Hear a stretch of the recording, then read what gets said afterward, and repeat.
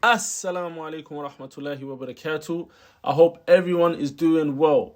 So, today I'm going to give you my honest opinion on Ivory Coast, ou Côte d'Ivoire. Ivorian, il mange quoi pour le petit déjeuner? Petit déjeuner? Oui. Bon, ici, tu prends le café, il y a d'autres aussi. Ils vont dire attiqué. Attiqué pour le petit déjeuner? Il y a des gens même ici. Ça fait une heure. Tu dis quoi? Ça va nous la salade de suite là ici?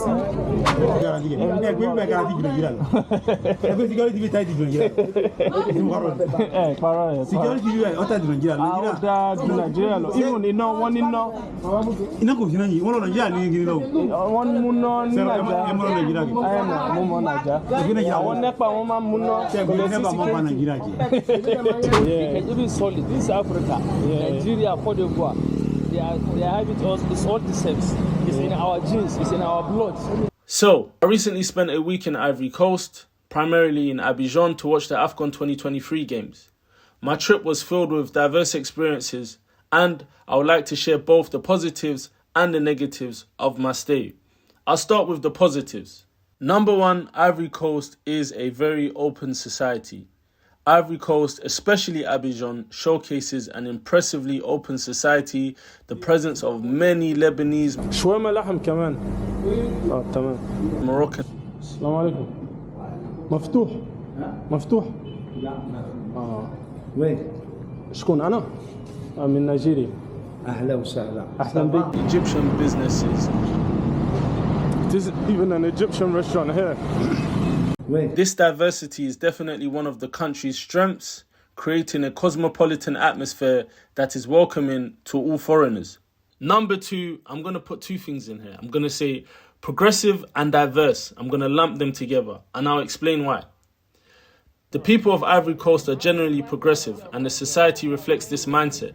The main language for communication is French, but Jula is also widely spoken. C'est quelle langue ça?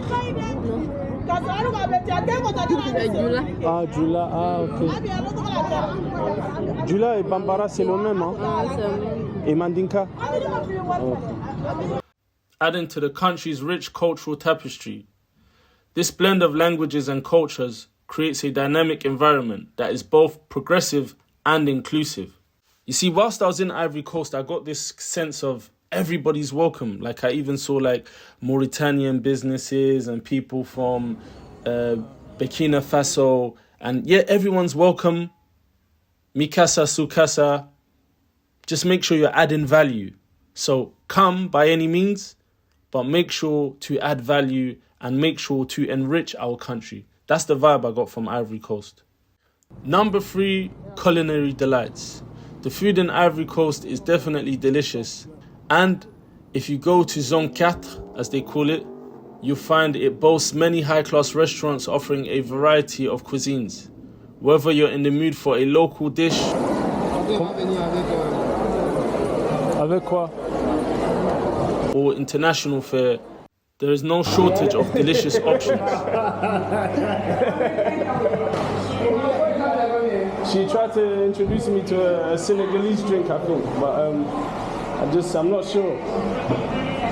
Additionally, dining out is very affordable, making it easy to enjoy great meals without breaking the bank. Number four, affordable transport. When I say transport, I'm primarily talking about taxis. So, if you're in Ivory Coast, I would definitely advise downloading the application Yanga. It's their version of Uber. There's two types of taxis. So you've got the Woro Woro, which is a shared taxi, and you can get it for like 200. C'est quelle est la différence entre le taxi comme ça et le vert? C'est taxi communal, ça c'est intercommunal. Ah, donc ça veut dire c'est moi juste dans cette taxi. Merci. Ah, ok. Et direct à mon destination. Voilà. Ok. So, le taxi vert il s'appelle Woro Woro. Woro. Ça veut dire quoi, Woro Woro? Woro, il peut transporter tout le monde. Ah, ok. Vous pouvez monter, deux personnes peuvent monter. Oui. Au moins 4 personnes peuvent monter. C'est une Woro Woro, c'est dans la langue locale ou? C'est ça malinqué. C'est pas notre langue ça. Woro, ça veut dire 30 francs. En français, c'est 30 francs. Avant, le prix, c'était 30 francs. Le tarif était 30 francs. Oui. Voilà. Ok.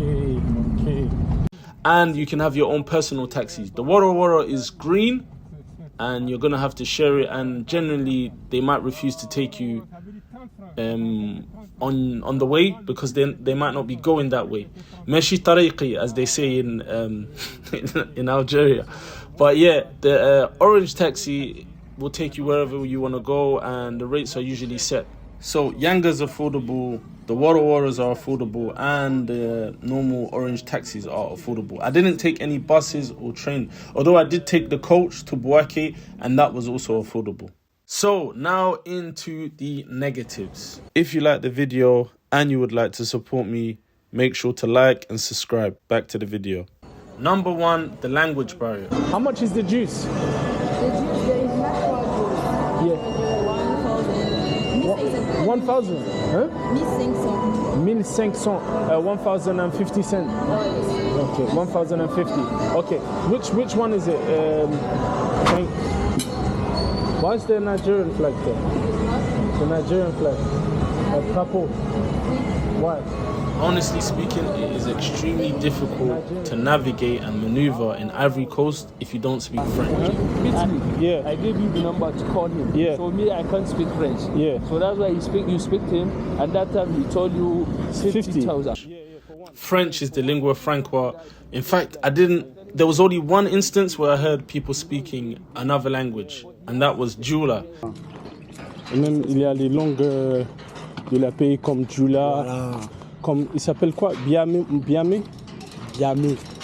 But whilst I was in Abidjan, literally everybody was speaking French to one another.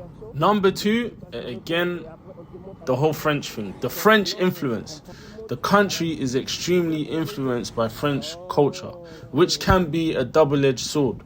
Whilst it brings a European flair to the city, it also means that everything from the cuisine to the business practices are extremely French influenced. You know the French was here when you see this. You know the French was here when you see that. Every country that was colonized by the French, they love baguettes. Honestly speaking, I don't know what the fuss is about. Me personally, I'm from Nigeria. I'm just not used to this whole French thing, even though Nigeria is surrounded by all Francophone countries. Number 3, mosquitoes.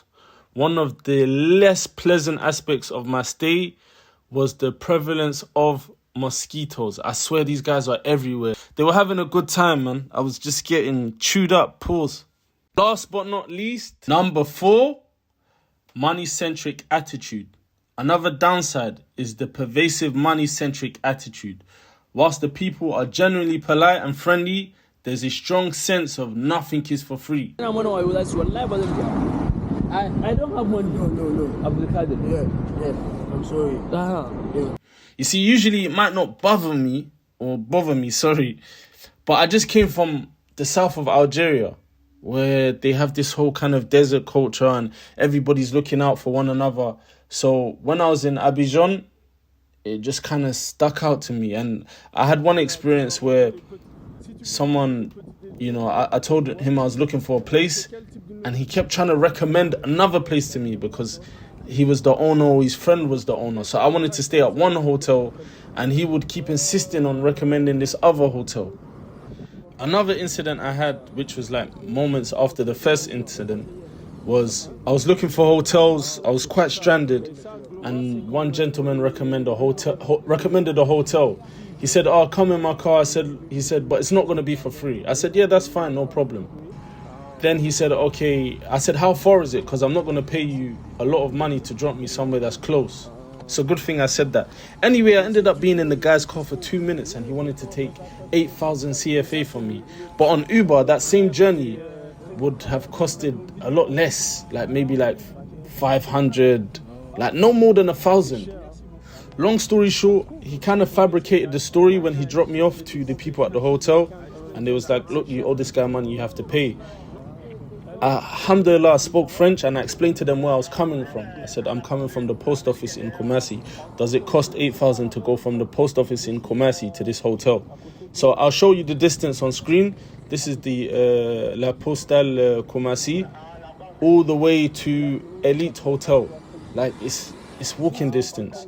And then, he kind of lied and said he brought me from somewhere else. But I was quite vigilant. I knew the names of the places I was coming from. I also knew how much it cost me to take a taxi to the post office. So yeah, just in general, people are just, out for money. Then it's not that they're bad people, but if anyone has to go out the way, if you cause someone any sort of inconvenience, there has to be some sort of financial gain. Nothing is for free. Like, although someone might present themselves to you as a friend, essentially they're going to ask for money. Like, sooner or later, they're definitely going to be asking for money. This doesn't apply to everyone, by the way. This is just my personal experiences. I have many more examples, but I don't really want to go into it. But then I do also have examples of people assisting me. But if I had to compare how many times someone was nice in offering help in comparison to how many times someone offered help but wanted money for it, I would say it was like 1 to 4. So 1 with people not expecting anything. For every 1 time people didn't expect anything, there were 4 other times where people did expect something. So that's my honest opinion review of Ivory Coast. I would definitely say it deserves a visit, but at the same time, it would be great if you can speak French or you had someone with you that could speak French. Other than that, you're definitely going to struggle. Thanks for watching.